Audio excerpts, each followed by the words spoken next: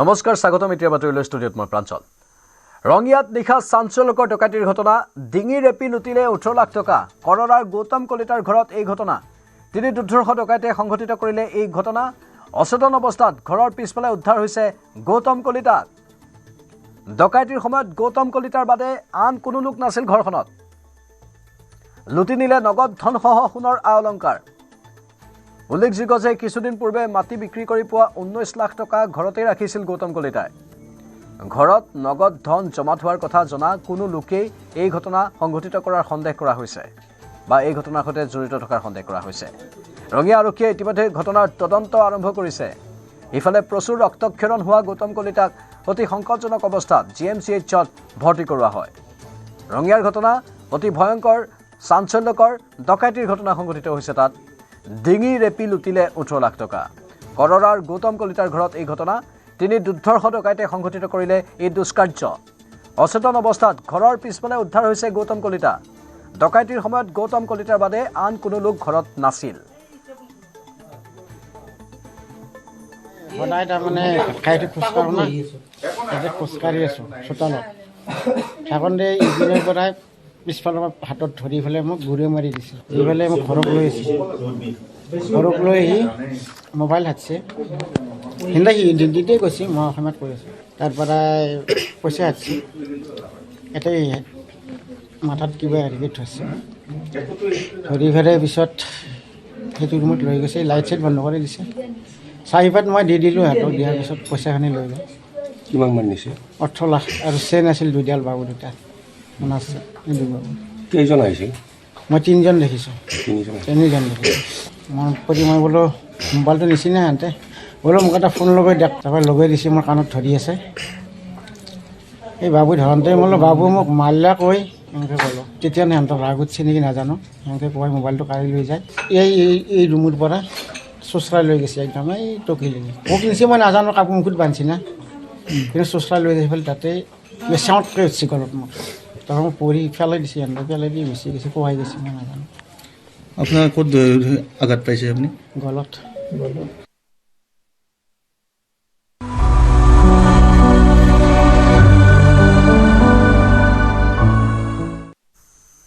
মহাৰাষ্ট্ৰৰ বাৰামতীত ভয়ংকৰ বিমান দুৰ্ঘটনাত মহাৰাষ্ট্ৰৰ উপ মুখ্যমন্ত্ৰী অজিত পাৱাৰৰ মৃত্যু অজিত পাৱাৰৰ সৈতে বিমানখনত থকা 4গৰাকী যাত্ৰীৰো মৃত্যু হয় এই দুৰ্ঘটনাত অজিত পাৱাৰৰ পিএছঅ বিদীপ যাদৱৰ মৃত্যু হোৱাৰ লগতে 2 পাইলটৰ লগতে এগৰাকী ফ্লাইট এটেণ্ডেণ্টৰ মৃত্যু হয় বিমান দুৰ্ঘটনাত pilot captain Sumit Kapur captain Sambhavi Pathak আৰু ফ্লাইট এটেণ্ডেণ্ট পিংকি মাথিয়ে হেৰুৱালে প্ৰাণ বাৰামতীত এখন সভাত অংশগ্ৰহণৰ বাবে গৈছিল অজিত পাৱাৰ বিমানখনৰ কাৰিকৰী বিজুতি থকাত অৱতৰণ কৰাব বিচাৰিছিল যদিও এখন পথাৰত ভূপতিত হয় বিমানখন মুম্বাইৰ পৰা পুৱা 8:10 ৰাওনা হৈছিল বিমানখন 8:45 সংঘটিত হয় এই বিমান দুৰ্ঘটনা ভূপতিত হোৱাৰ পিছতেই ভস্মীভূত হয় লিয়েৰ জেট 45 বিমানখন মুহূৰ্ততে জুইৰ লেলিহান শিখাই আগুৰি ধৰে এই বিমানখন বিধ্বংসী জুইৰ বাবে স্থানীয় ৰাইজে উদ্ধাৰ কৰিবলৈ সক্ষম নহ'ল দুৰ্ঘটনাৰ পিছতেই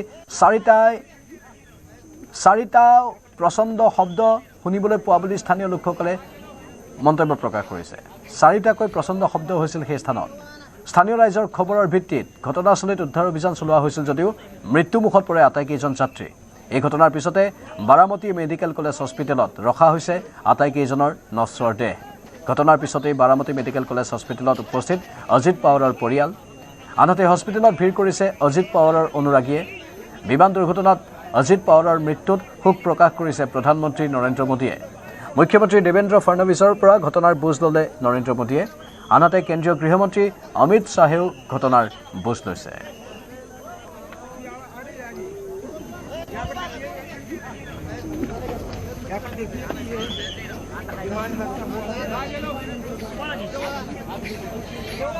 ঊনৈছশ 59 চনৰ 22 জুলাই এই দিনটোতেই জন্মগ্ৰহণ কৰিছিল অজিত পাৱাৰে মহাৰাষ্ট্ৰৰ অষ্টমগৰাকী উপ মুখ্যমন্ত্ৰী হিচাপে দায়িত্ব পালন কৰি আছিল অজিত পাৱাৰ আৰু কিছু দৃশ্যও আমি দেখুৱাই আছোঁ আপোনালোকক কৃত্ৰিম বুদ্ধিমত্তাৰ দ্বাৰা কিছু দৃশ্য সৃষ্টি কৰা হৈছে আনফালে যিখন বিমানৰ উৰণৰ সেই মেপখনো আমি দেখুৱাইছোঁ মুম্বাইৰ পৰা বাৰামতীলৈ গৈ আছিল বিমানখন কিন্তু অৱতৰণৰ ঠিক আগে আগে ভূপতিত হ'ল কাৰিকৰী বিজুতি বা আন কেতবোৰ প্ৰসংগ ইয়াত আহিব। স্বাভাৱিকতে সেইবোৰ তদন্তত স্পষ্ট হ'ব।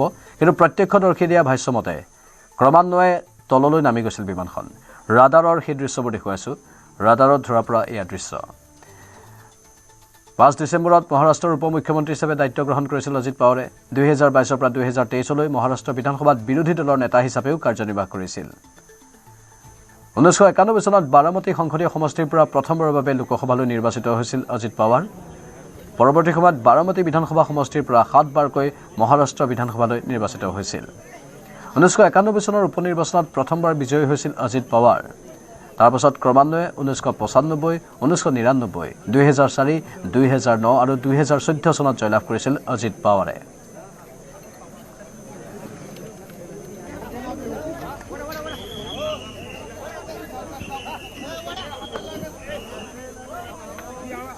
এয়া কৃত্ৰিম বুদ্ধিমত্তাৰ জৰিয়তে সৃষ্টি কৰা কিছু দৃশ্য। কেনেধৰণে ঘটনাটো সংঘটিত হৈছিল তাৰে কিছু দৃশ্য আমি আপোনালোকক দেখুৱাইছোঁ।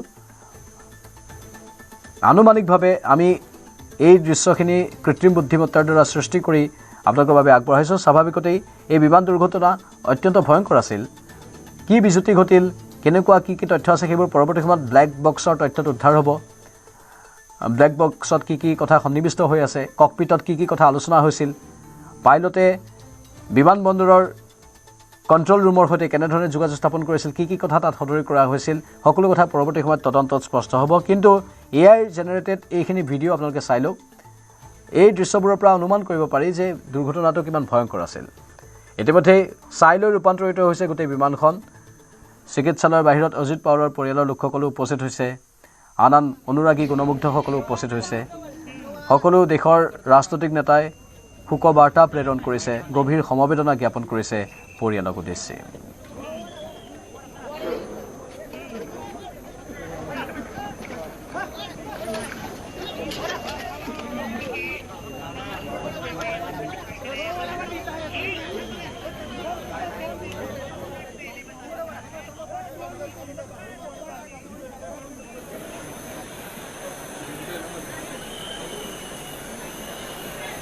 এয়া চিকিৎসালয়ৰ পোনপটীয়া দৃশ্য আমি আপোনালোকক দেখুৱাইছোঁ। চিকিৎসালয়ৰ চাৰিওফালে কেৱল মানুহ আৰু মানুহ। অজিত পাৱাৰৰ নশ্বৰ দেহটো বৰ্তমান বাৰামতী চিকিৎসা মহাবিদ্যালয় হস্পিটেলৰ মৰ্গত ৰখা হৈছে আৰু তাতেই বহুসংখ্যক লোকক আমি দেখিবলৈ পাইছোঁ। বিভিন্ন প্ৰান্তৰ পৰা ঢপলিয়াই গৈছে এই লোকসকল।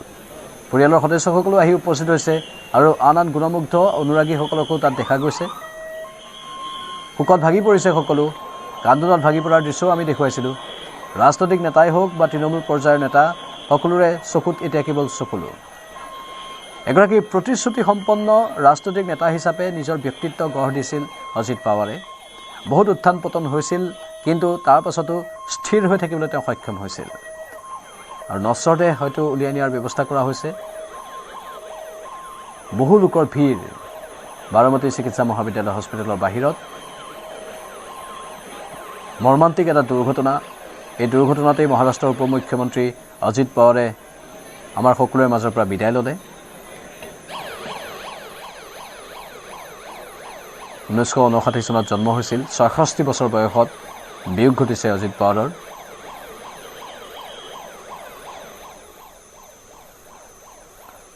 ৰাজনৈতিক নেতাসকল বা আন আন যিসকল তেওঁৰ অনুগামী আছে তেওঁলোকৰ চকুত চকুলো দেখা গৈছে। কান্দোনত ভাঙি পৰিছে সকলো। 8:10 বাৰামতীলৈ বুলি উৰা মাৰিছিল। আজি বাৰামতীত জিলা পৰিষদৰ নিৰ্বাচনৰ প্ৰচাৰ কাৰ্যত অংশগ্ৰহণ কৰাৰ কথা আছিল। 4খনকৈ নিৰ্বাচনী সভাত আজি অংশ লোৱাৰ কথা আছিল, কিন্তু বাটতেই এই অঘটনটো সংঘটিত হৈ গ'ল। প্ৰিয়ংকা গান্ধী আৰু আন আন ৰাজনৈতিক নেতাসকলৰ ভাষ্য আমি শুনাম। समस्त पवार परिवार और जितने भी समर्थक हैं उनको हमारी तरफ से संवेदना और शोक। मैंने बात की सुप्रिया जी से भी और उनकी मैसेज से भी। समस्त पवार परिवार और जितने भी समर्थक हैं उनको हमारी तरफ से संवेदना और शोक। मैंने बात की सुप्रिया जी से भी और उनकी मैसेज से भी। প্ৰত্যক্ষদৰ্শীয়ে কি বৰ্ণনা আগবঢ়াইছিল এবাৰ শুনক। मैंने खुद देखा है, आंखों से देखा है। बहुत दुख भरी दर्द भरी घटना है ये। हमने देखा कि एरोप्लेन जब नीचे आया था ऐसा लग रहा था उसका क्रैश हो जाएगा, तभी क्रैश हो गया। हम देखे कि हमें लगा नहीं क्रैश हो गया है, लेकिन एयर ट्रैप पे उतरेगा ऐसा लगा, उतर रहा है, लेकिन क्रैप हुआ और उसके बाद स्फोट हो गया उसका ज़बरदस्त।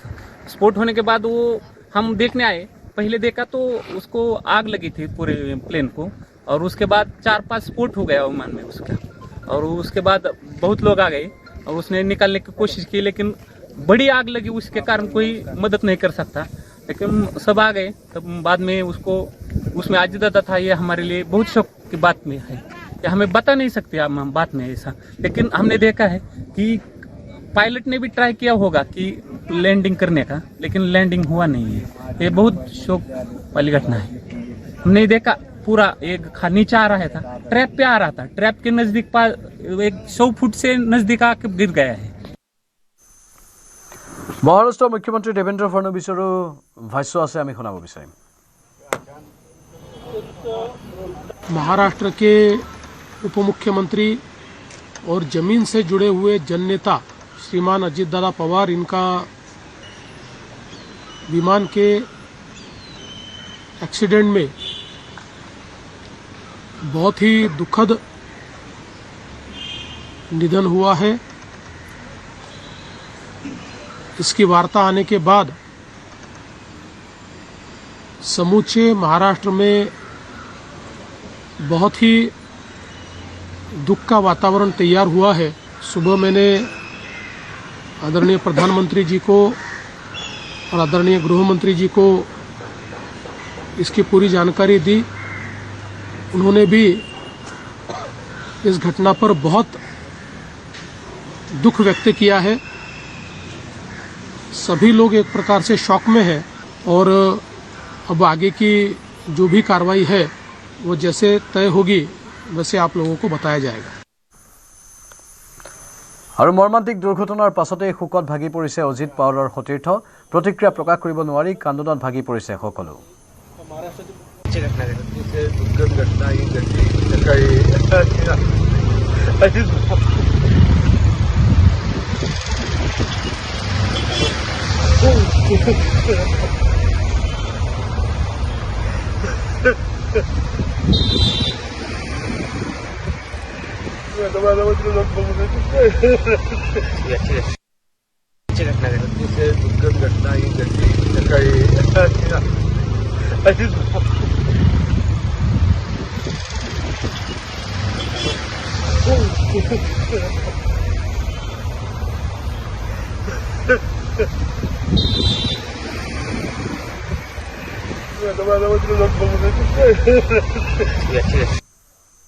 आज का दिन दुर्भाग्य का दिन है।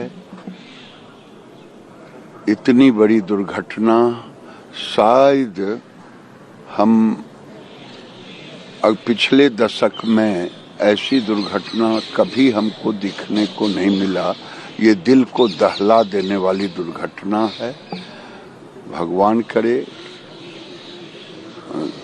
उन सभी लोगों के परिवारों को शक्ति दें। इतनी बड़ी घटना, जो लोग उसमें सवार थे, ये बहुत बड़ी दुर्घटना है।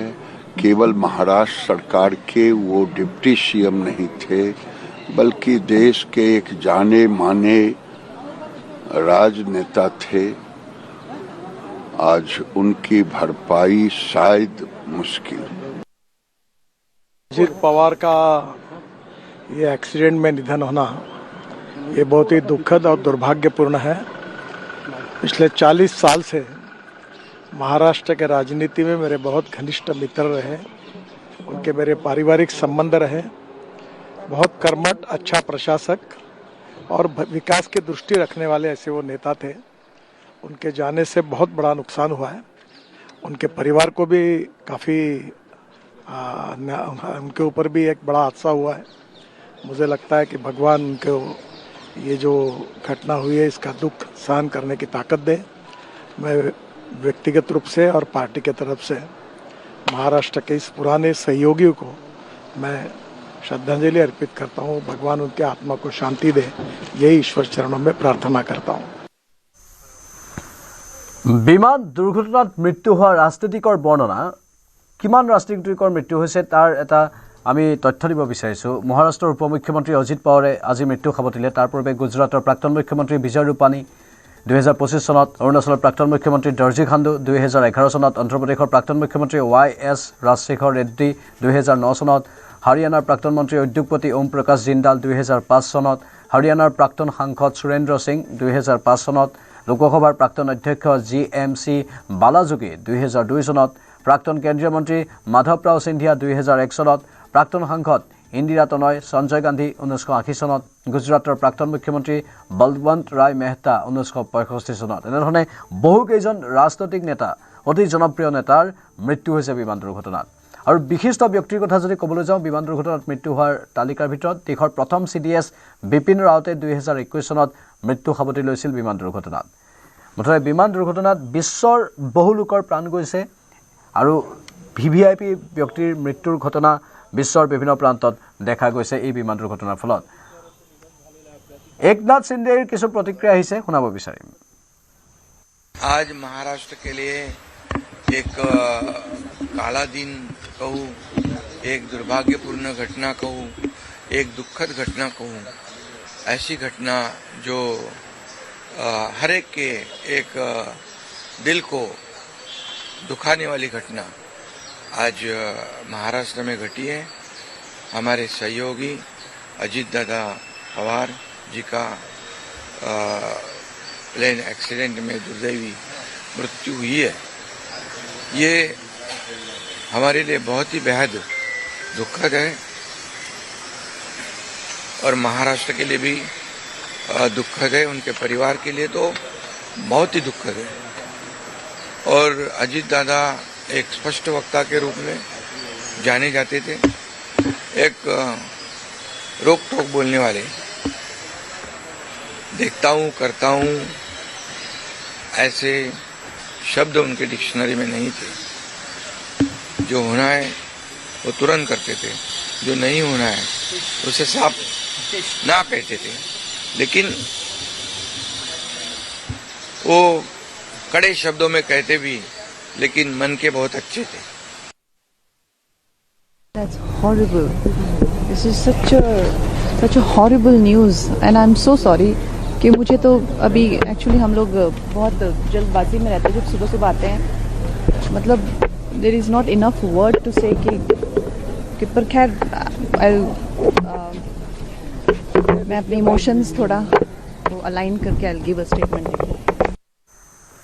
দেশৰ প্ৰধানমন্ত্ৰীয়ে গভীৰ শোক প্ৰকাশ কৰিছে ইতিমধ্যে মহাৰাষ্ট্ৰৰ মুখ্যমন্ত্ৰী দেৱেন্দ্ৰ ফডনবিছৰ সৈতে কথা পাতিছে প্ৰধানমন্ত্ৰী নৰেন্দ্ৰ মোদীয়ে সমান্তৰালভাৱে অজিত পাৱাৰৰ শোকসন্তপ্ত পৰিয়াললৈ গভীৰ সমবেদনা জ্ঞাপন কৰিছে আৰু অজিত পাৱাৰৰ সৈতে থকা কেইখনমান আলোকচিত্ৰ তেখেতে এক্স মাধ্যমত পোষ্ট কৰিছে আৰু সেই অতীত স্মৃতিবোৰো ৰোমন্থন কৰিছে দেশৰ প্ৰধানমন্ত্ৰীয়ে এয়া আমাৰ বাবে এক বৃহৎ ক্ষতি বুলি উল্লেখ কৰিছে প্ৰধানমন্ত্ৰী নৰেন্দ্ৰ মোদীয়ে পুনৰ বাৰামতী চিকিৎসা মহাবিদ্যালয় হস্পিটেলৰ বাহিৰৰ পৰিৱেশ দেখুৱাইছোঁ এইসকল গুণমুগ্ধ অজিত পাৱাৰৰ এতিয়াও ভিৰ কৰি আছে নশ্বৰ দেহত পুষ্পাঞ্জলি অৰ্পণৰ বাবে সেৱা জনাবৰ বাবে অতি ভয়ংকৰ বিমান দুৰ্ঘটনা আছিল পুৱাৰ ভাগতে কঁপাই গৈছিল বিমান দুৰ্ঘটনাই আৰু তাৰ পাছৰ পৰিৱেশ এয়া বৰ্তমান আপোনালোকক দেখুৱাইছোঁ চিকিৎসালয়ৰ বাহিৰত মানুহৰ ভিৰ ক্ৰমান্বয়ে বৃদ্ধি পাব ধৰিছে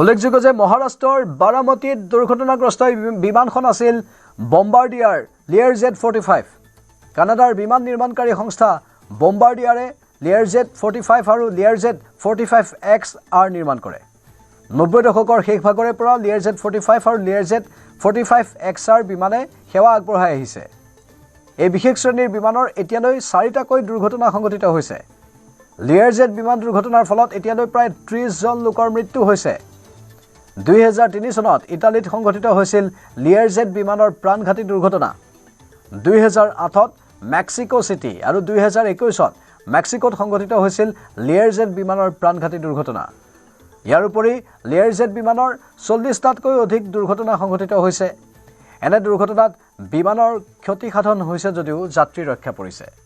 উত্তৰ আমেৰিকা, দক্ষিণ আমেৰিকা, ইউৰোপ, এছিয়া, আফ্ৰিকা আৰু অষ্ট্ৰেলিয়াকে ধৰি একাধিক মহাদেশত লিয়াৰজেট বিমানৰ এনে দুৰ্ঘটনা সংঘটিত হৈছে।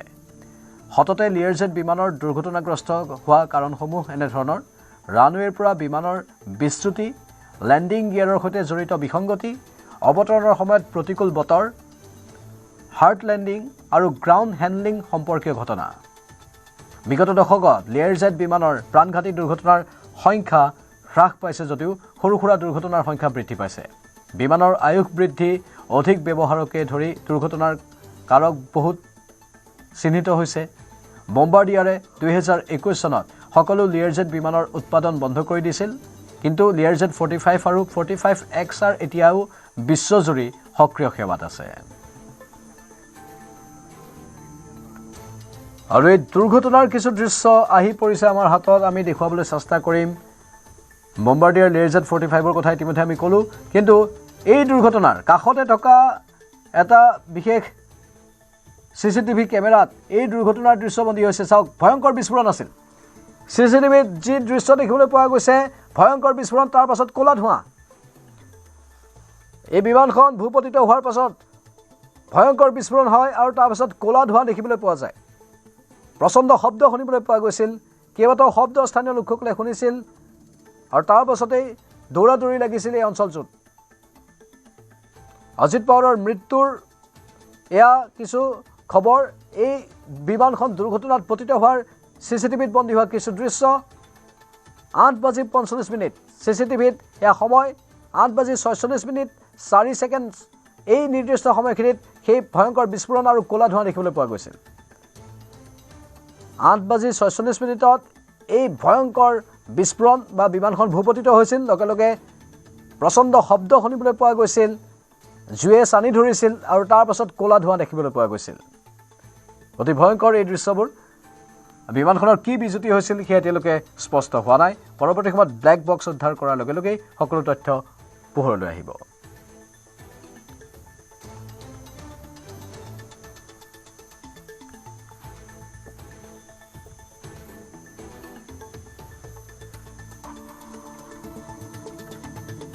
এই লিয়াৰজেট বিমানখনৰ কথা আমি উল্লেখ কৰিছোঁ। মহাৰাষ্ট্ৰৰ বাৰামতীত যি দুৰ্ঘটনাটো সংঘটিত হ'ল, এই বিমানখন আছিল বম্বাৰ্ডিয়াৰ লিয়াৰজেট 45। কানাডাৰ নিৰ্মাণকাৰী সংস্থা বম্বাৰ্ডিয়াৰে লিয়াৰজেট 45 আৰু লিয়াৰজেট 45XR নিৰ্মাণ কৰে। 90 দশকৰ শেষ ভাগৰে পৰা লিয়াৰজেট 45 আৰু লিয়াৰজেট 45XR বিমানে সেৱা আগবঢ়াই আহিছে। আমি গোটেইখিনি তথ্য আপোনালোকৰ সন্মুখত ইতিমধ্যে সদৰি কৰিছোঁ। এই বিশেষ শ্ৰেণীৰ বিমানৰ দুৰ্ঘটনাৰো বহুকেইটা উদাহৰণ আছে। বিশ্বৰ বিভিন্ন প্ৰান্তত এনে বিমানৰ দুৰ্ঘটনা সংঘটিত হৈছে। বম্বাৰ্ডিয়াৰ কোম্পানীয়ে বিমানৰ নিৰ্মাণ প্ৰক্ৰিয়া 2021 পৰা প্ৰায় বন্ধ কৰি দিছে, কিন্তু লিয়াৰজেট 45 আৰু লিয়াৰজেট 45XR এই দুই বিমানৰ সেৱা বৰ্তমানেও চলি আছে। আৰু তাৰে ভিতৰত এই লিয়াৰজেট 45 বিমানখনতে আজি মহাৰাষ্ট্ৰৰ উপ মুখ্যমন্ত্ৰী অজিত পাৱাৰে ভ্ৰমণ কৰিছিল বাৰামতীলৈ বুলি। কেইবাখনো নিৰ্বাচনী প্ৰচাৰ সভাত তেওঁ অংশ লোৱাৰ কথা আছিল, কিন্তু শোকাবহভাৱে মাজ আকাশতেই এই বিমানখনে যেন নিয়ন্ত্ৰণ হেৰুৱাই পেলালে। প্ৰত্যক্ষদৰ্শীয়ে কোৱা অনুসৰি তললৈ নামিবলৈ ধৰিলে আৰু তাৰ পাছত CCTV ভিজুৱেল আমি দেখুৱাইছোৱেই। এই বিমানখনে প্ৰচণ্ড গতিত আহি মাটিত খুন্দা মাৰিলে আৰু ভয়ংকৰ বিস্ফোৰণ হ'ল। তাৰ পাছতেই ক'লা ধোঁৱা দেখিবলৈ পোৱা গ'ল, জুইৰ লেলিহান শিখা দেখিবলৈ পোৱা গ'ল আৰু স্থানীয় লোকসকল তালৈ দৌৰি গ'ল। তেওঁলোকে উদ্ধাৰ কৰিবলৈ চেষ্টাও কৰিলে, কিন্তু ইতিমধ্যে সকলো ছাইলৈ ৰূপান্তৰিত হৈছিল আৰু তাত কোনো লোক জীয়াই থকাৰ সম্ভাৱনা কোনেও দেখা নাছিল। শিহৰণকাৰী বৰ্ণনাবোৰ ইতিমধ্যে স্থানীয় লোকসকলে প্ৰকাশ কৰিছে। অৱশ্যে তাৎক্ষণিকভাৱে তাত কেইবাখনো এম্বুলেন্স উপস্থিত হৈছিল, আৰক্ষীৰ দল উপস্থিত হৈছিল, উদ্ধাৰকাৰী দল উপস্থিত হৈছিল, কিন্তু কেৱল ক্ষত বিক্ষত শৰীৰৰ কিছু অংশহে তাৰ পৰা উদ্ধাৰ কৰা হৈছিল। মানে বিমানত থকা আটাইকেইজনৰে লগে লগেই মৃত্যু হৈছিল।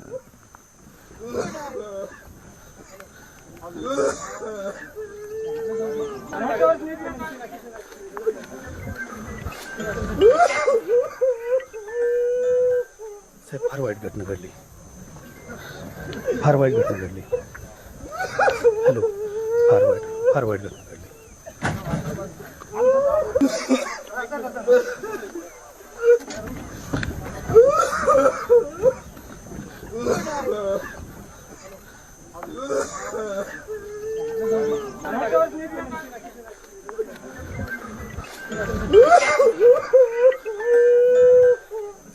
वाईट घटना घडली फार वाईट घटना घडली हॅलो फार वाईट घटना घडली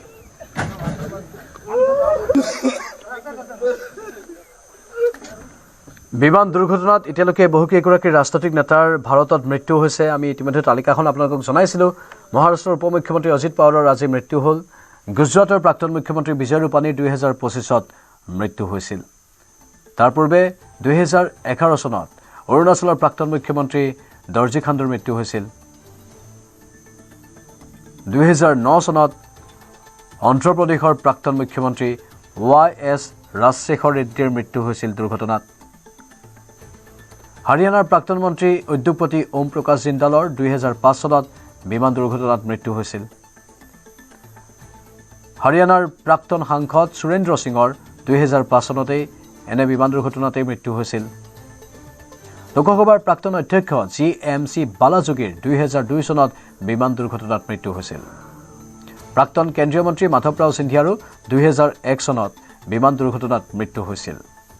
প্ৰাক্তন সাংসদ ইন্দিৰা তনয় সঞ্জয় গান্ধীৰ 1980 চনত বিমান দুৰ্ঘটনাৰ খবৰ ভাৰতবাসীয়ে জানে, মৃত্যু হৈছিল।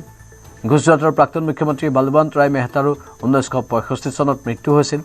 আৰু যদি বিমান দুৰ্ঘটনাত মৃত্যু হোৱা বিশিষ্ট ব্যক্তিৰ কথা কওঁ, আমি দেশৰ প্ৰথম CDS বিপিন ৰাৱতৰ কথা ক'ব লাগিব।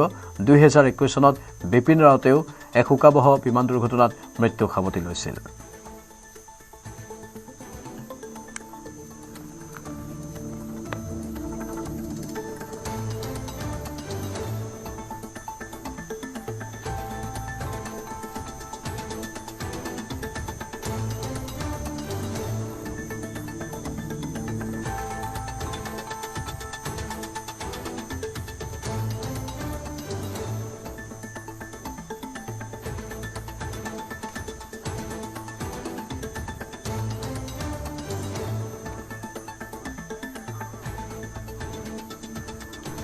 দৃশ্যবোৰ আমি আপোনালোকক দেখুৱাইছোঁ। এফালে CCTV ভিজুৱেলটো আপোনালোকে দেখিছে। 8:46 এই বিমানখন পোনে পোনে আহি মাটিত খুন্দা মাৰে। তাৰ পাছতেই ভয়ংকৰ এটা বিস্ফোৰণ হয়। বিস্ফোৰণৰ কেইবাটাও শব্দ শুনিবলৈ পাইছিল স্থানীয় লোকসকলে। তাৰ পাছত দেখুৱাইছোঁ কেইবাখনো এম্বুলেন্স আৰু আৰক্ষীৰ লোক তালৈ আহিছিল। তেওঁলোকে উদ্ধাৰ কৰিবলৈ চেষ্টা কৰিছিল, কিন্তু শোকাবহভাৱে এই ভয়ংকৰ বিমান দুৰ্ঘটনাটোত আটাইকেইজনৰ মৃত্যু হৈছিল। আৰু লগে লগে কেৱল ক্ষতবিক্ষত মৃতদেহে তাত উদ্ধাৰ কৰিছিল উদ্ধাৰকাৰী দলে। এয়াই দৃশ্যটো দেখুৱাইছোঁ। এয়া আৰ্টিফিচিয়েল ইণ্টেলিজেন্সৰ দ্বাৰা জেনেৰেট কৰা এটা ভিডিঅ', য'ত বিমানখন উৰণৰ পৰা আৰম্ভ কৰি দুৰ্ঘটনাত পতিত হোৱালৈকে সেই দৃশ্যবোৰ দেখা গৈছে। আৰু আনফালে আমি কৈ আছোঁ যে এতিয়ালৈকে কিমান ৰাজনৈতিক নেতাৰ মৃত্যু হৈছে, বিশিষ্ট ব্যক্তিৰ মৃত্যু হৈছে ভাৰতত বিমান দুৰ্ঘটনাৰ ফলত। সাধাৰণতে এইসকল VVIPৰ যাত্ৰা প্ৰায় প্ৰতিদিনেই চলি থাকে বিভিন্ন প্ৰান্তৰ পৰা বিভিন্ন প্ৰান্তলৈ। তেওঁলোকে মেল মিটিঙত অংশগ্ৰহণ কৰাৰ বাবে অহা যোৱা কৰি থাকে আৰু নিৰ্বাচনৰ সময়ত এই যাত্ৰা অধিক ঘন হৈ পৰে। আৰু তাৰ মাজতে আজি অজিত পাৱাৰেও বাৰাবতী নামৰ অঞ্চলটোত, যিটো তেওঁৰ গৃহ সমষ্টি হয়, তাত নিৰ্বাচনী প্ৰচাৰ সভাত অংশগ্ৰহণ কৰিবলৈ আহিছিল জিলা পৰিষদৰ নিৰ্বাচনত।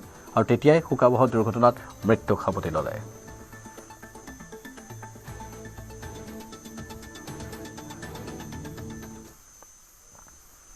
এই মুহূৰ্তৰ এক বিগ ব্ৰেকিং নিউজ। বিৰোধীৰ মিত্ৰতাত বিভাজন। 26ত অকলে নিৰ্বাচন খেলিব CPI দলে।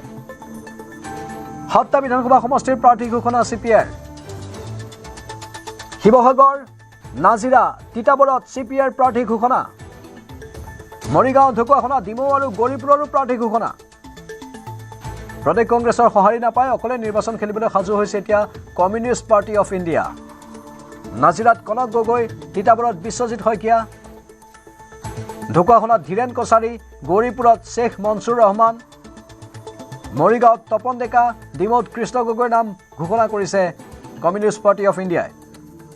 বিৰোধীৰ মিত্ৰতাৰ কথা উচ্চাৰিত হৈ আছে এইকেইদিন। অখিল গগৈয়ে ডেডলাইন দি আছে 31 জানুৱাৰী, কিন্তু কংগ্ৰেছে ক্ৰমান্বয়ে যেন সেই সমগ্ৰ বিষয়টোৰ পৰা ফালৰি কাটিবলৈ চেষ্টা কৰি আছে। নিজে অকলেই 100খন আসনত নিৰ্বাচনত অৱতীৰ্ণ হোৱাৰ কথা কংগ্ৰেছে কৈ আছে। বিপৰীতে বিৰোধী আন দলবোৰৰ কথা চিন্তা ভাৱনা নকৰা বুলিও অভিযোগ উত্থাপন কৰিছে অখিল গগৈকে ধৰি আন নেতাসকলে। আৰু তাৰ মাজতেই হঠাৎ CPI দলে অকলে নিৰ্বাচন খেলাৰ কথা ঘোষণা কৰিছে। 7টা বিধানসভা সমষ্টিৰ প্ৰাৰ্থী ঘোষণা কৰিছে কমিউনিষ্ট পাৰ্টি অফ ইণ্ডিয়াই। শিৱসাগৰ, নাজিৰা, তিতাবৰত CPIৰ প্ৰাৰ্থী ঘোষণা। মৰিগাঁও, ঢকুৱাখনা, ডিমৌ আৰু গৌৰীপুৰৰো প্ৰাৰ্থী ঘোষণা কৰা হৈছে। প্ৰদেশ কংগ্ৰেছৰ সঁহাৰি নাপায় অকলে নিৰ্বাচন খেলিবলৈ এতিয়া সাজু হৈছে কমিউনিষ্ট পাৰ্টি অফ ইণ্ডিয়া। আমাৰ জ্যেষ্ঠ সাংবাদিক দীপাংকৰ আছে ফোন লাইনত। দীপাংকৰ, অধিক কি তথ্য আছে আপোনাৰ লগত? প্ৰাঞ্জল চাওক, নিৰ্বাচনৰ দিন খুব চমু চাপি আহিছে আৰু তেনে মুহূৰ্তত বিৰোধী ঐক্য মঞ্চ বুলি যিদৰে তেওঁলোকে বৈঠক অনুষ্ঠিত কৰিব লাগিছিলে বা সমষ্টি কেন্দ্ৰিক লৈ তেওঁলোকে যিদৰে আলোচনা কৰিব লাগিছিলে, তাত কোনো সঁহাৰি নাপায় আজিৰ দিনটোত গুৱাহাটীৰ ৰাজগড়স্থিত যিটো ভাৰতৰ অসমৰ ৰাজ্য পৰিষদৰ যিটো ভাৰতৰ কমিউনিষ্ট পাৰ্টি CPI চমুকৈ, সেই দলটোৱে প্ৰাৰ্থীৰ তালিকা ঘোষণা কৰিছে। সকলোকে আচৰিত কৰি তুলি বিৰোধীৰ কোনো সঁহাৰি নাপায়, বিশেষকৈ মূলতঃ বিৰোধীৰ যি নেতৃত্ব লৈ থকা কংগ্ৰেছ দলৰ প্ৰতি সঁহাৰি নাপায়। তেওঁলোকে ৰৈ এক প্ৰকাৰ আজি এই প্ৰাৰ্থী তালিকা ঘোষণা কৰিবলগীয়া নিচিনা এটা পৰিৱেশ সূচনা হৈছে। আমি এই খবৰটো প্ৰথমে নিউজ 18 অসম নৰ্থ ইষ্টৰ দৰ্শকসকলৰ বাবে ব্ৰেক কৰিছো। দৰ্শকসকলক জনাইছো যে শিৱসাগৰ, নাজিৰা, তিতাবৰ, মৰিগাঁও, ঢকুৱাখনা, ডিমৌ আৰু গৌৰীপুৰ আৰু আটাইকেইটা সমষ্টিতে চিলেক্টেড কিছুমান প্ৰাৰ্থীক বৰ্তমান তাত নাম ঘোষণা কৰা হৈছে।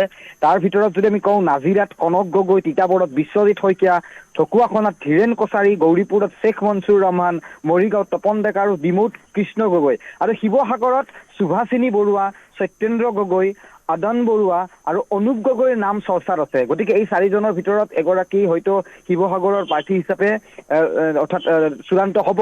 গতিকে সেয়া কিছু সময় লাগিব। কিন্তু আজিৰ দিনটোত অসমৰ ৰাজনীতিৰ আটাইতকৈ ডাঙৰ খবৰ যে বিজেপিয়ে যিদৰে কঁকালত টঙালি বান্ধি এক প্ৰকাৰ নিৰ্বাচনৰ বাবে সাজু হৈছে, তেনে মুহূৰ্তত হয়তো দ্বিতীয়টো দল ক'বলৈ গ'লে ৰাজ্যত যে CPIয়ে আজি প্ৰাৰ্থীৰ তালিকা ঘোষণা কৰিছে, তাকো আনুষ্ঠানিকভাৱে। এই মুহূৰ্তত বিজেপিয়ে কৈছে যে অধিসূচনা জাৰি হোৱাৰ প্ৰাক মুহূৰ্তত তেওঁ প্ৰদেশ যি বিজেপিৰ সভাপতি দিলীপ শইকীয়া, তেওঁ যোৱাকালিও এটা সংবাদমেলত এটা কথা প্ৰকাশ কৰিছে যে হয় 25 ফেব্ৰুৱাৰীৰ আশে পাশে হয়তো প্ৰথমখন তালিকা বিজেপি প্ৰকাশ কৰিব। কিন্তু তাৰ পূৰ্বেই সকলোকে আচৰিত কৰি আজি 27 অৰ্থাৎ জানুৱাৰী মাহৰ শেষৰ ফালে এই ধৰণৰ এখন প্ৰাৰ্থী তালিকা ঘোষণা কৰি সকলোকে আচৰিত কৰি তুলিছে CPIয়ে। বিশেষকৈ কংগ্ৰেছলৈকে এখন পত্ৰ প্ৰেৰণ কৰিছিলে CPIয়ে। তেওঁলোকে কৈছিল যে এইকেইটা সমষ্টিত আমি নিৰ্বাচন খেলিব বিচাৰিছো, কিন্তু কংগ্ৰেছৰ ফালৰ পৰা কোনো সঁহাৰি পোৱা নাই। যোৱা 2 জানুৱাৰীতে এই গোটেই বিষয়টো সন্নিৱিষ্ট কৰি CPIয়ে কংগ্ৰেছলৈ পত্ৰ লিখিছিল আৰু কংগ্ৰেছক স্পষ্টভাৱে দাবী কৰিছিল যে এইকেইটা সমষ্টিত আমি নিৰ্বাচন খেলিবলৈ খোজো। কিন্তু কংগ্ৰেছৰ ফালৰ পৰা কোনো ৰিপ্লাই অহা নাই, কোনো সঁহাৰি নোপোৱাত তেওঁলোকে আজি আনুষ্ঠানিকভাৱে 7টাকৈ অসমৰ বিধানসভা সমষ্টিৰ তেওঁলোকে প্ৰাৰ্থীৰ তালিকা নাম এক প্ৰকাৰ চূড়ান্ত কৰিছে। প্ৰাঞ্জল, ধন্যবাদ দীপাংকৰ দাস। ইতিমধ্যে আমি নামবোৰ জনাইছোঁ। শিৱসাগৰ, নাজিৰা, তিতাবৰ, মৰিগাঁও, ঢকুৱাখনা, ডিমৌ আৰু গৌৰীপুৰৰ প্ৰাৰ্থী কোন কোন? প্ৰদেশ কংগ্ৰেছৰ সঁহাৰি নাপায় যিহেতু অকলে নিৰ্বাচন খেলিবলৈ সাজু হৈছে CPI দল। নাজিৰাত কনক গগৈৰ নাম তেওঁলোকে প্ৰক্ষেপ কৰিছে, তিতাবৰত বিশ্বজিৎ শইকীয়া, ঢকুৱাখনাত ধীৰেন কছাৰী, গৌৰীপুৰত শ্বেখ মনছুৰ ৰহমান, মৰিগাঁৱত তপন ডেকা, ডিমৌত কৃষ্ণ গগৈৰ নাম তেওঁলোকে ঘোষণা কৰিছে। শিৱসাগৰত CPIৰ পেনেলত আছে 4গৰাকী প্ৰাৰ্থীৰ নাম। অৱশ্যে কংগ্ৰেছে বিচাৰিলে এতিয়াও মিত্ৰতা কৰিবলৈ আগ্ৰহী CPI দলটো, সেই কথাও উল্লেখ কৰা হৈছে। কিন্তু কংগ্ৰেছে যেনেধৰণৰ মনোভাৱ পোষণ কৰিব লাগে আন মিত্ৰ দলৰ প্ৰতি, তেনেধৰণৰ মনোভাৱ নেদেখাৰ বাবেই এক প্ৰকাৰ যেন বিৰোধীয়ে নিজাকৈ প্ৰাৰ্থী ঘোষণা কৰিবলৈ বাধ্য হৈছে বিৰোধীৰ আন দলবোৰে। CPI সেইটোৱেই যেন কৰিছে, কাৰণ ক'ৰবাত কিবা এটা কথাত যেন তেওঁলোক অসন্তুষ্ট, সেই ভাৱধাৰা, সেই ইংগিতেই যেন তেওঁলোকে প্ৰদান কৰিছে। হঠাৎ তেওঁলোকে 7টা বিধানসভা সমষ্টিৰ প্ৰাৰ্থী তালিকা ঘোষণা কৰি দিছে আৰু সিয়ে যথেষ্ট তাৎপৰ্য বহন কৰিছে আৰু কিছু পৰিমাণে হ'লেও হলঠেকত পৰিব পাৰে কংগ্ৰেছ দলটো। পুনৰ বিৰোধীৰ মিত্ৰতাত বিভাজন, বিগত সময়তো এনেধৰণৰ অৰি বা খেলিমেলিবোৰ পোহৰলৈ আহিছিল, যাৰ বাবে বিৰোধী শক্তি কিছু পৰিমাণে হ্ৰাস পোৱা বুলিও বিভিন্নজনে অভিযোগ উত্থাপন কৰিব বিচাৰে। এইবাৰো ঠিক তেনেধৰণৰ হ'ব নেকি, তাক লৈ এতিয়া স্বাভাৱিকতে সন্দেহ উপজিছে সকলোৰে মনত। আমাৰ জ্যেষ্ঠ সাংবাদিক মৃদুপৱন গোস্বামী আছে নিউজ ডেস্কৰ পৰা লাইভত। মৃদুপৱন, স্বাভাৱিকতে গুৰুত্বপূৰ্ণ কথা, ক'ৰবাত যেন ইংগিত দিছে CPI দলে বহুকেইটা।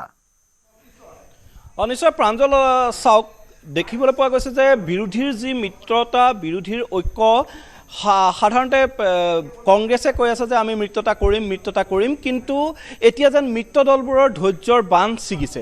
কাৰণ কংগ্ৰেছে শেহতীয়াকৈ গৌৰৱ গগৈ কোৱা পৰিলক্ষিত হৈছিল যে কংগ্ৰেছে 100টা সমষ্টিত প্ৰতিদ্বন্দ্বিতা কৰিবই আৰু কংগ্ৰেছে প্ৰথমে নিজৰ যিখিনি তেওঁলোকৰ প্ৰাৰ্থিত্বৰ দাবীদাৰ তেওঁলোকৰ মাজত প্ৰতিযোগিতা কৰিব আৰু তেওঁলোকৰ প্ৰাৰ্থিত্ব নিশ্চিত হ'লেহে বিৰোধী দলৰ যিখিনি বিৰোধী মিত্ৰ দল আছে তেওঁলোকলৈ প্ৰাৰ্থিত্বৰ বাবে তেওঁলোকে আগবঢ়াই দিব।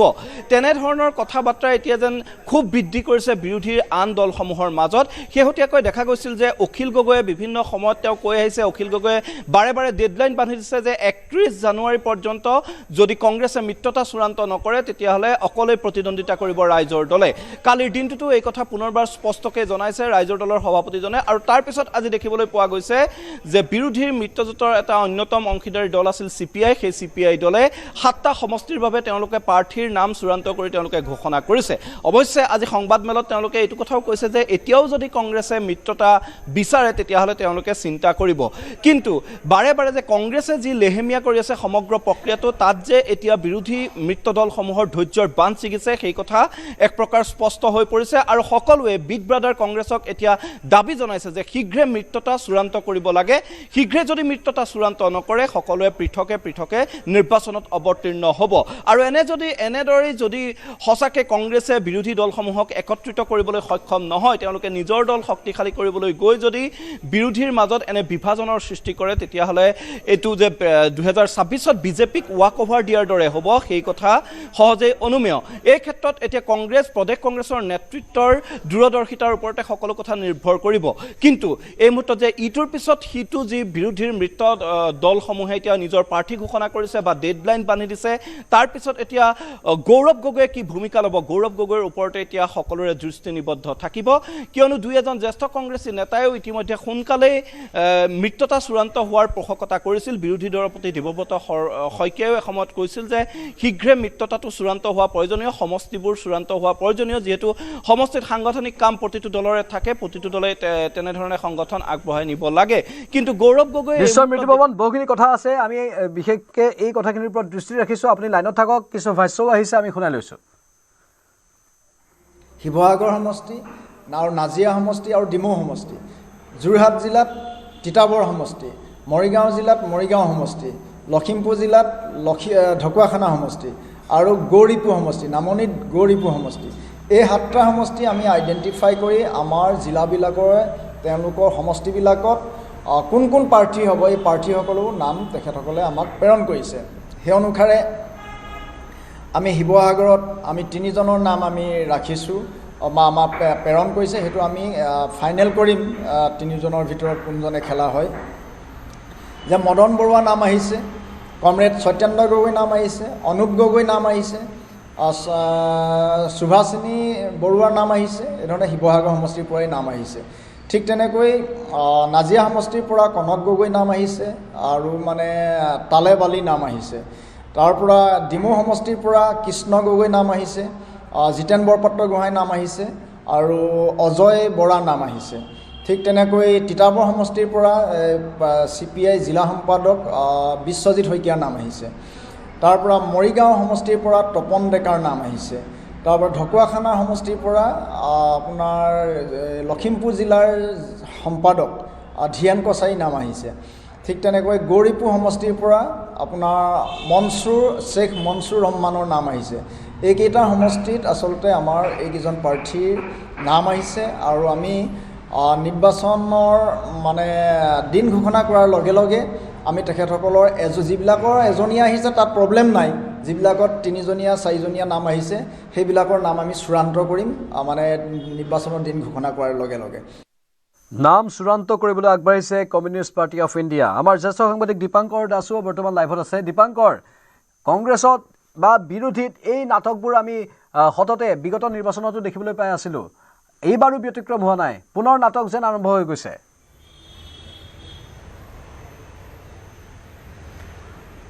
নিশ্চয় প্ৰাঞ্জল, চাওক 7খন অৰ্থাৎ 7টাকৈ সমষ্টিৰ প্ৰাৰ্থীৰ নাম এক প্ৰকাৰ চূড়ান্ত কৰিছে। বিশেষকৈ এই গোটেইখিনি ক্ষোভ দেখিবলৈ পোৱা গৈছে CPIৰ, কাৰণ কংগ্ৰেছলৈ তেওঁলোকে ৰৈ ৰৈ এক প্ৰকাৰ বিনাবলগীয়া এটা পৰিৱেশ সূচনা হৈছে। আৰু গুৱাহাটীৰ ৰাজগড়স্থিত কমিউনিষ্ট পাৰ্টিৰ কাৰ্যালয়ৰ মুহূৰ্তত মই উপস্থিত আছোঁ আৰু ইয়াত কেইবাগৰাকীও জ্যেষ্ঠ CPIৰ নেতা বা ইয়াৰ যি কাৰ্যনিৰ্বাহ সমিতিৰ কিছুসংখ্যক সদস্য মোৰ লগত উপস্থিত আছে। কিন্তু যোৱাকালি 27 তাৰিখ সন্ধিয়াৰ ভাগত ইয়াত কাৰ্যনিৰ্বাহৰ ৰাজ্যিক পৰ্যায়ৰ এখন ইয়াত সভা অনুষ্ঠিত হৈছিল। হৈছিল আৰু এই সভাতে আনুষ্ঠানিকভাৱে এই সিদ্ধান্ত গ্ৰহণ কৰা হৈছে যে ৰাজ্যৰ 7টাকৈ সমষ্টিত এইবাৰ CPI প্ৰাৰ্থী দিব। 2 জানুৱাৰীতে কংগ্ৰেছলৈকে তেওঁলোকৰ সমৰ্থযোগ্যভাৱে এখন পত্ৰ প্ৰেৰণ কৰা হৈছিলে, কিন্তু কংগ্ৰেছৰ ফালৰ পৰা কোনো আনুষ্ঠানিক সঁহাৰি নাপায় আজিৰ দিনটোত গুৱাহাটীৰ মুখ্য কাৰ্যালয়ৰ পৰাই 7টাকৈ সমষ্টিৰ প্ৰাৰ্থী এই মুহূৰ্তত চূড়ান্ত কৰিছে, তেওঁলোকে নাম ঘোষণা কৰিছে। আৰু এই মুহূৰ্তত মোৰ লগত CPIৰ ৰাজ্যিক সম্পাদক কনক গগৈ উপস্থিত আছে। কনক দা, মই আপোনাক বিচাৰিছোঁ, গতিকে এই যিখিনি আপোনালোকৰ ধৈৰ্য এক প্ৰকাৰ কংগ্ৰেছলৈ আপোনালোকে বাদ চালে, কিন্তু আজি এই মুহূৰ্তত যি ধৰণৰ কথা আপোনালোকে ঘোষণা কৰিব লগা হ'ল, এই ঘটনা এক প্ৰকাৰ চূড়ান্ত আপোনালোকৰ বাবে অলপ আগুৱাই ফ্ৰেমত চাওক, আমি যোৱাকালি কাৰ্যনিৰ্বাহকৰ সভা হৈছে। ইয়াৰ পূৰ্বে আমাৰ 19 তাৰিখৰ পৰা 21 তাৰিখলৈকে আমাৰ জাতীয় পৰিষদৰ সভা খাম্মামত অনুষ্ঠিত হৈছিল। আমাৰ পাৰ্টীৰ ৰাষ্ট্ৰীয় পৰিষদৰ যিটো পৰামৰ্শ, এই পৰামৰ্শটো হৈছে যে সন্মানজনক নীতিৰ ভিত্তিত আসন ভাগ বতৰাৰ জৰিয়তে যিবিলাক ৰাজ্যত BJP মৰ্চাৰ চৰকাৰ আছে, এই চৰকাৰক ক্ষমতাৰ পৰা আঁতৰ কৰিবৰ কাৰণে আমি ঐক্যবদ্ধভাৱে ধৰ্মনিৰপেক্ষ গণতান্ত্ৰিক গণতান্ত্ৰিক শক্তিবিলাকৰ ভিত্তিত আমি যুঁজ কৰিব লাগিব। এইটো হৈছে আমাৰ আহ্বান। সেই ভিত্তিত আমি ইয়াতে বিগত সময়ছোৱাত সেই নীতি ভিত্তিতে ফ'ল' কৰিয়ে আমি বিৰোধী ঐক্য মঞ্চৰ লগত আছোঁ। 2024 চনতো আছিলোঁ। আমি যোৱা 2 জানুৱাৰীত আমাক কংগ্ৰেছৰ তৰফৰ পৰা আমি চিনাক্ত কৰা তালিকাবিলাক আমাক বিচাৰিলে। আমি সেই ভিত্তিত আমি 20 ডিচেম্বৰত শিৱসাগৰত অনুষ্ঠিত হোৱা আমাৰ ৰাজ্য পৰিষদৰ সভাই সৰ্বসন্মতিক্ৰমে গ্ৰহণ কৰা যি 7টা সমষ্টি, সেই সমষ্টি তালিকা আমি প্ৰেৰণ কৰিলোঁ। আৰু সেই সমষ্টিকেইটাকে আমি পুনৰবাৰ যোৱাকালি বিস্তৃতভাৱে আলোচনা কৰি আমি সিদ্ধান্তত উপনীত হৈছোঁ যে যিহেতু 2 জানুৱাৰীৰ পৰা যোৱাকালি 27 জানুৱাৰীলৈকে 25 দিনৰ ভিতৰত কোনো ৰিপ্লাই নাই। কংগ্ৰেছে কৈ আছে যে আমি আলোচনাৰ মাজেৰে আগবাঢ়িব লাগিব। কিছু সময় পূৰ্বে দেৱব্ৰত শইকীয়া বিৰোধী দলপতি তেওঁ স্পষ্টভাৱে কৈছে যে ৰাইজৰ দলক বিচৰা ধৰণে আসন নিদিয়ে, কিছু সংখ্যক আসন এৰি দিব, কিন্তু আপোনালোকৰ সৈতে কি যোগাযোগ হোৱা নাই নেকি? আমি 2 জানুৱাৰীৰ পিছৰ পৰা কোনো আমাৰ যোগাযোগ হোৱা নাই এই সম্পৰ্কত। ইতিমধ্যে আমি জানিব পাৰিছোঁ যে ৰাইজৰ দলৰ লগত কংগ্ৰেছৰ বৈঠক হৈছে, CPIMৰ লগত ৰাইজৰ দলৰ বৈঠক হৈছে, কংগ্ৰেছৰ বৈঠক হৈছে, লুইনজ্যোতিৰ লগত কংগ্ৰেছ দলৰ বৈঠক হৈছে, অল পাৰ্টি হিলছ লিডাৰ কনফাৰেন্সৰ। CPI কি বিৰোধী দলত নাই নেকি? আমিতো বিৰোধী দলত ত্যাগ দেখিছোঁ আপোনালোকৰ। 2021ত আপোনালোকে ত্যাগ কৰিছে, 2019ত দেখিছোঁ, আৰু সদ্য নিৰ্বাচনতো আপোনালোক দেখিছিলোঁ খুব ত্যাগৰ মাজেৰে আপোনালোকে বিৰোধী ঐক্যৰ লগত আছিলে, কিন্তু এইবাৰ কিয় এই ধৰণৰ আপোনালোকক একাঘৰে কৰা হ'ল? নিশ্চিতভাৱে আমাৰ মূল লক্ষ্যটো হৈছে BJPয়ে যি ধৰণে কামবোৰ কৰি আহিছে তাক প্ৰতিহত কৰা। এই কামখিনি যদি সকলোৱে চাব বিচাৰিছে, চোৱাত কাৰো আপত্তি নাই, আমিও চাব লাগিব। কিন্তু আমাৰ যিটো ছেক্ৰিফাইচ, আমি কমিউনিষ্ট পাৰ্টীয়ে পূৰ্বৰ পৰা ছেক্ৰিফাইচ কৰি আহিছোঁ। স্বাধীনতা আন্দোলনৰ পৰা, স্বাধীনতাৰ পিছৰ পৰা আমি এই জোটবন্ধনতো আমি ছেক্ৰিফাইচ কৰিছোঁ। বিভিন্ন ৰাজ্যবিলাকত আমাৰ ছেক্ৰিফাইচ আছে, অসমত ছেক্ৰিফাইচ আছে। ইয়াৰ উপৰিও আমি এতিয়া য'ত আমাৰ কিছু সংখ্যক ষ্ট্ৰেংথ আছে, সেই ষ্ট্ৰেংথ থকাৰ ভিত্তিতে আমি সমষ্টিবিলাক ফাইণ্ড আউট কৰি চিনাক্ত কৰি আমি আচলতে নিৰ্দেশনা দিবৰ কাৰণে আমি আগবাঢ়িছোঁ। গতিকে তেওঁলোকৰ পৰা যিটো আচলতে ৰেছপন্স পাব লাগিছিলে, এতিয়া আমি শুনিবলৈ পাইছোঁ। ক'বলৈ বেয়া কথাটো, ক'বলৈ বেয়া পাব্লিকলি, তথাপিতো মই ক'ব বিচাৰিছোঁ যে আমাৰ সম্পৰ্কত যি ধৰণৰ আলোচনা চলিছে যে CPIক এটাও সমষ্টি এৰি দি সমষ্টিটো লোকচান কৰিব লাগে কিয়? গণভিত্তি নাই আপোনালোকৰ? তাকেইতো আমি কোনটো দলৰ গণভিত্তি আছে, কোনটোৱে অকলশৰীয়াকৈ জিকিব পৰা অৱস্থাটো আছে, তাৰ উত্তৰটো সকলোৱে দিয়ক। মানে এতিয়া যুঁজ ডিমৌত যদি যুঁজ হয় আপোনালোকৰ কৃষ্ণ গগৈ, ইফালে আপোনাৰ হয়তো ৰাইজৰ দলৰ ধৈৰ্য কোঁৱৰ থাকিব, নিশ্চিত মানে বিৰোধীৰ মাজতে এইবাৰ যুঁজ হ'ব, নিশ্চিতভাৱে হ'ব। তেতিয়াহ'লে ফলাফল কি হ'ব? BJPৰ একদম খুব শক্তিশালী তেওঁলোকৰ মজবুতি। চাওক, কথাটো মই ক'লোঁ যে আমি যিকেইটা চিনাক্ত কৰিছোঁ, এই চিনাক্ত কৰা সমষ্টিকেইটাত আমি খেলিব বিচাৰোঁ। যদি এই সমষ্টিকেইটা মানে বিৰোধী দলৰ তৰফৰ পৰা এলাউ কৰে, এইটো ৱেল এণ্ড গুড। যদি নকৰেও, 25 দিন ৰ'লে আপোনালোকে, যদি নকৰেও আমি আমাৰ কেণ্ডিডেটছাত দিম। আমি 119টা সমষ্টিত আমি আহ্বান জনাম ভোটাৰ ৰাইজক যে বিৰোধী দলৰ প্ৰতিনিধিক সমৰ্থন কৰিবলৈ আমি আহ্বান জনাম। আমি গণতন্ত্ৰ, ধৰ্মনিৰপেক্ষতা, সংবিধান ৰক্ষাৰ নামত অকল কমিউনিষ্ট পাৰ্টি মানে CPI যে ছেক্ৰিফাইচ কৰিব লাগিব তাৰ ক'ৰবাত লিখা আছে নেকি? অখিল গগৈৰ সৈতে যোগাযোগ হৈছে নেকি আপোনালোকৰ? কাৰণ শিৱসাগৰ এনেকুৱা এটা সমষ্টি আপোনালোকে নিৰ্ধাৰণ কৰিছে য'ত আপোনালোকে প্ৰাৰ্থী। অখিল গগৈৰ লগত তেনেকুৱা যোগাযোগ হোৱা নাই। যোৱা আমি ইলেকশ্যন কমিশ্যনক আমি মেমৰেণ্ডাম দিবলৈ যাওঁতে অখিল গগৈৰ লগত এনেই কথা বতৰা হৈছে অনানুষ্ঠানিক। তেওঁলোকে কৈছে যে আপোনালোকে ভাল চিট এটা বিচাৰি লওক, ভাল চিট এটা ক'ৰবাত বিচাৰি লওক। এতিয়া শিৱসাগৰত খেলিব আপোনালোকে, তাৰ ভাল চিট এটা বিচাৰি লওক বুলি কৈছে। আমাৰতো ভাল চিট মানে কি? আমি আমাৰ যিকেইটা আইডেণ্টিফাই কৰিছোঁ গোটেইকেইটাতে সমান ষ্ট্ৰেংথ, গোটেইকেইটাতে সমান ষ্ট্ৰেংথ আছে। আপুনি এতিয়া ভাল চিট এটা বুলিবলৈ কিটো আছে, গোটেইকেইটাতে আমাৰ বেছ আছে, কৰ্মকৰ্তা আছে, আৰু আমাৰ তাত ঐতিহ্য আছে। সেই গোটেইকেইটা সমষ্টিৰ পৰাই আমাৰ MLA নিৰ্বাচিত হৈছে বিগত সময়ছোৱাত। গতিকে আমি এইকেইটা আইডেণ্টিফাই কৰিছোঁ, এইকেইটাত আমি খেলিব বিচাৰিছোঁ। আমি 2021 চনত আমি এটা সমষ্টিত কেণ্ডিডেটছাৰ দিছিলে কাৰণে আমি মানি লৈছিলোঁ, সেই সিদ্ধান্ত 2026 চনত কমিউনিষ্ট পাৰ্টীয়ে গ্ৰহণ নকৰে। এই কথোপকথন লাইভ চলি আছে, ষ্টুডিঅ'ত প্ৰাঞ্জল আছে। প্ৰাঞ্জল, কিবা প্ৰশ্ন থাকিলে আপুনি সুধিব পাৰে। কিন্তু ডাঙৰ কথা যে অসমৰ ৰাজনীতিত প্ৰথমটো এনেকুৱা দল CPI, প্ৰাঞ্জল পুনৰবাৰ কৈছোঁ, যি তেওঁলোকে নিজাববীয়াকৈ ধৈৰ্যৰ সীমা তেওঁলোকে পাৰ কৰি 7টাকৈ সমষ্টিত তেওঁলোকে প্ৰাৰ্থীৰ নাম ঘোষণা কৰিছে। কনক গগৈ, আপুনি কোনটো সমষ্টিৰ পৰা খেলিব? মই খেলিম বুলি কথা নাই। মই 2016 চনত মোক খেলুৱাইছিলে, মই খেলা নাছিলোঁ। এইবাৰ কোনটো টাৰ্গেট? 2019তো মোক MPত খেলুৱাইছিলে, মই খেলা নাছিলোঁ। এইবাৰো পাৰ্টীয়ে প্ৰস্তাৱ কৰিছে যে নাজিৰাত খেলিব লাগে। নাজিৰাত এইবাৰ পাৰ্টীয়ে সিদ্ধান্ত কৰিছে যে নাজিৰাত প্ৰতিদ্বন্দ্বিতা, মানে নাজিৰা মানে দেৱব্ৰত শইকীয়াৰ কংগ্ৰেছৰ বিৰোধী, অৰ্থাৎ বিৰোধী দলৰ দলপতি দেৱব্ৰত শইকীয়াৰ এগেইনষ্টত এইবাৰ বিৰোধীৰ হৈ দুটা ভাগত বিভক্ত হোৱাৰ নিচিনা এটা অনুমান হৈছে যে কনক গগৈ তাৰ পৰা নিৰ্বাচন খেলিব। কি ক'ব? কিছুমান পূৰ্বে কিন্তু দেৱব্ৰত শইকীয়াই কৈছে যে আলোচনা হ'ব, খুব সময় নাই। কিন্তু সেইটো মই কৈছোঁ, মোৰ ওপৰত ডিপেণ্ড নকৰে। মই ৰাজ্যিক সম্পাদকৰ দায়িত্বত কাৰ্যনিৰ্বাহ কৰি আছোঁ। আমাৰ ৰাজ্যিক কাৰ্যনিৰ্বাহকে আৰু আমাৰ ৰাজ্য পৰিষদে সিদ্ধান্ত কৰাৰ যি সিদ্ধান্ত, সেই সিদ্ধান্ত মই মানিবলৈ বাধ্য। আৰু মোক বিচাৰিছে মানে দীপাংকৰ, এতিয়া CPI দলৰ 2 নাৱত 2 ভৰি যেন হৈ আছে নেকি পৰিস্থিতি? ছাৰ্ভে কৰে নাজিৰাত, ছাৰ্ভে কৰিলে গম পাব যে এইবাৰ কি পৰিস্থিতি চলিছে। হয় প্ৰাঞ্জল, মানে এতিয়া CPI দলৰ 2 নাৱত 2 ভৰি যেন হৈ আছে নেকি পৰিস্থিতি? এই মুহূৰ্ততো আপোনালোকে 2 নাও 2 ভৰি থকাৰ নিচিনা এটা স্থিতি থাকিব লাগে, এনেকুৱা এটা অনুমান হৈছে। কাৰণ ষ্টুডিঅ'ত থাকি প্ৰাঞ্জলে সেই ধৰণৰ প্ৰশ্ন কৰিছে। আজি যদি আপোনালোকক কংগ্ৰেছে মতাই নিয়ে আলোচনাৰ বাবে, যদি আপোনালোকক কনভিন্স কৰিব বিচাৰে, কেনেকুৱা পৰ্যায়ত যাব কথা বতৰা? আমাৰ মূল লক্ষ্যটো কি? আমাৰ মূল লক্ষ্যটো হৈছে, যদি কংগ্ৰেছে বা অন্য দলবিলাকে আমাক যদি সমষ্টি দিব বিচাৰে, আমি কুৱেশ্যন কৰিম, আমি প্ৰশ্ন কৰিম, আপোনালোকে আমাক কিয় দিব বিচাৰিছে, আমাক সমষ্টিটো কিয় দিব বিচাৰিছে?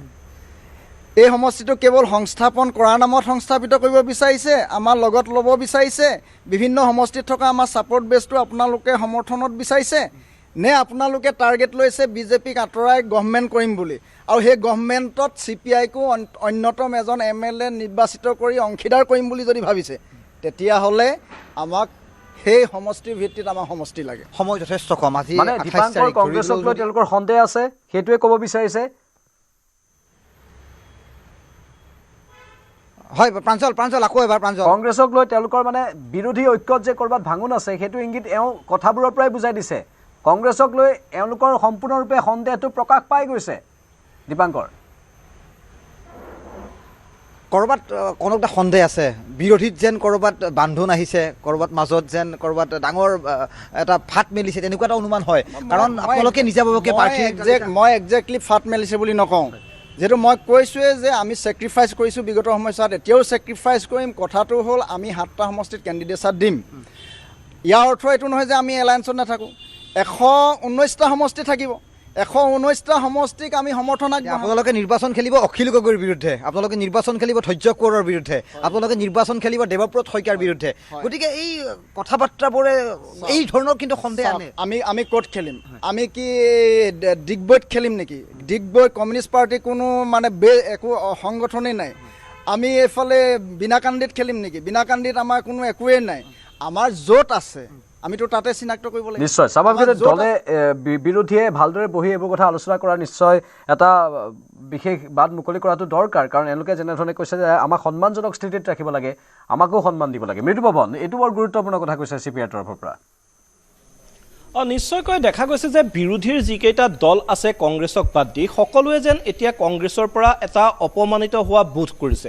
আৰু শেহতীয়াকৈ দেখিবলৈ পোৱা গৈছে, মই পূৰ্বেও কৈছোঁ যে অখিল গগৈয়ে ডেডলাইন বান্ধি দিছে কালিৰ দিনটোত। লুৰিণজ্যোতি গগৈয়েও তেনেধৰণৰ মন্তব্যই কৰিছে, কংগ্ৰেছক শীঘ্ৰে তেওঁলোকে মিত্ৰতা চূড়ান্ত কৰাৰ কথা কৈছে। আৰু তাৰপিছত আজি CPI দলে এনেদৰে খুব হুজৰা পৰিলক্ষিত হৈছে। আৰু এনেদৰে যে বিৰোধীৰ ফটাবাহ কেতিয়াও জোৰা নালাগে, সেই কথা এক প্ৰকাৰ নিশ্চিত। এই ক্ষেত্ৰত বিগ ব্ৰাদাৰ কংগ্ৰেছে এতিয়া কেনেদৰে ভূমিকা ভূমিকা গ্ৰহণ কৰিব সেই কথাটোৰ ওপৰতে সকলোৰে দৃষ্টি নিবদ্ধ আছে আৰু এটা কথা আটাইতকৈ প্ৰাঞ্জল উল্লেখযোগ্য যে গৌৰৱ গগৈয়ে যি এতিয়া গুৰিবঠা ধৰিছে প্ৰদেশ কংগ্ৰেছৰ তাৰ পিছৰে পৰা কিন্তু কংগ্ৰেছৰে ভিতৰচৰাৰ একাংশৰ মতে গৌৰৱ গগৈয়ে লাহে লাহে যেন প্ৰদেশ কংগ্ৰেছত একনায়কত্ববাদ চলাবলৈ আৰম্ভ কৰিছে তেওঁ যেন কাৰো কথা নুশুনে তেনেকুৱা ধৰণৰ কথাও আমি বিভিন্ন সময়ত কংগ্ৰেছৰ ভিতৰচৰাৰ পৰাই শুনিবলৈ পাইছোঁ আৰু তেনে ক্ষেত্ৰত গৌৰৱ গগৈ মুকলিকৈ কৈছে যে বিৰোধী দল পাছতহে প্ৰথমে কংগ্ৰেছ তেওঁলোকে প্ৰথমে কংগ্ৰেছৰ 100খন আসন চূড়ান্ত কৰিব প্ৰয়োজনত 100খনতকৈ তেওঁলোকৰ আসন বাঢ়িবও পাৰে য'ত য'ত তেওঁলোকৰ প্ৰাৰ্থী থাকিব সেই প্ৰাৰ্থীসকলক চালি জাৰি চাই যদি তাত যোগ্য প্ৰাৰ্থী থাকে তাত কংগ্ৰেছেই প্ৰাৰ্থী দিব আৰু ৰৈ যোৱা যিসমূহ আসন মানে মৃদু পৱন ভুলবোৰ একেই বিগত সময়ত প্ৰদেশ কংগ্ৰেছৰ সভাপতি ভূপেন বৰা থাকোঁতে বা তাৰ আগত অন্য কোনো সভাপতি থাকোঁতে মানে ভুলবোৰ যেন কংগ্ৰেছে একেই কৰি আছে বাৰে বাৰে যেন ভৰিত কুঠাৰ মৰাৰ দৰে কাম নিশ্চয়কৈ প্ৰাঞ্জল দেখক যে বাৰে বাৰে কংগ্ৰেছে একেধৰণৰ ভুলেই কৰি গৈ আছে আৰু তেওঁলোকে যি বিৰোধী দলক মৰ্যাদা দিব লাগে সেই মৰ্যাদা যেন ক'ৰবাত দিব বিচৰা নাই সেইবাবে বাৰে বাৰে দেখিবলৈ পোৱা গৈছে যে ইটোৰ পিছত সিটো দল আজি যদি আমি কেৱল শেহতীয়াকৈ দেখি আহিছিলোঁ যে এই যি বিৰোধী মিত্ৰতা চূড়ান্ত কৰাৰ ক্ষেত্ৰত অখিল গগৈয়ে যথেষ্ট বেছি সৰব হৈ আছিল তেওঁ শীঘ্ৰে মিত্ৰতা কৰিব লাগে কৈ আছিল আৰু অখিল গগৈয়ে কৈ থকা কথাখিনি অমূলকো নহয় যদি নিজৰ সমষ্টি চূড়ান্ত নহয় তেতিয়াহ'লে তাত কেনেদৰে সাংগঠনিক কাম কাজ কৰিব নিৰ্বাচনী প্ৰচাৰ আদি চলাব সেইবাবে তেওঁ শীঘ্ৰে মিত্ৰতা চূড়ান্ত কৰাৰ কথা কৈছিল কেতিয়াবা যদি গৌৰৱ গগৈয়ে কৈছে কেমেৰাৰ আগত মিত্ৰতা চূড়ান্ত নহয় কেতিয়াবা আকৌ তেওঁ কৈছে যে যদি কংগ্ৰেছৰ টিকট দিয়াৰ পিছত যিকেইটা চিট থাকি যায় সেইকেইটা চিটহে তেওঁ আন দললৈ দিব অৰ্থাৎ এই কথাটোৱে সকলোকে অপমানিত বোধ কৰিবলৈ যথেষ্ট আৰু তাৰ পিছত আজি দেখা গৈছে যে এই CPI দলৰ যি হুংকাৰ তেওঁলোকে এক প্ৰকাৰ 7টা সমষ্টিত প্ৰাৰ্থীয়ে ঘোষণা কৰিছে আৰু এই কথাবোৰে এই ইংগিতবোৰে স্পষ্ট কৰি দিছে যে পৰিস্থিতি আকৌ কেনেকুৱা হ'বলৈ গৈ আছে বিৰোধীৰ ক্ষেত্ৰত ধন্যবাদ জনাইছোঁ মৃদু পৱন আৰু দীপাংকৰ